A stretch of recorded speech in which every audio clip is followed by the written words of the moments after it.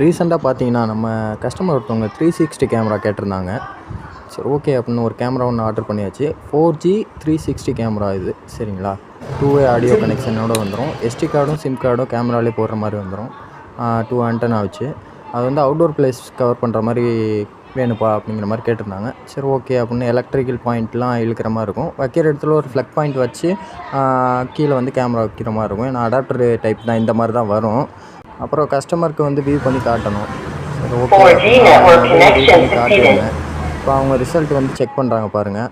Okay அப்படின்னா அவங்க இந்த கேமரா பார்த்து அவங்க வந்து இன்னும் 2 கேமரா இதே மாதிரி எக்ஸ்ட்ரா எனக்கு ஒரு ஆர்டர் கொடுத்துருந்தாங்க.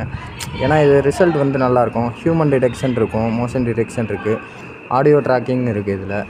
அப்படிங்கும்போது நம்மளுக்கு ரிசல்ட் நல்லாவே இருந்துச்சு. கேமரா பார்த்திங்கனாலே தெரியும். நம்ம ஷாப் வந்து புதுக்கோட்டையில் இருக்குது. கான்டாக்ட் நம்பர் கொடுத்துருக்கேன், கால் பண்ணுங்கள். பெஸ்ட் ப்ரைஸாக பண்ணிக்கலாம்.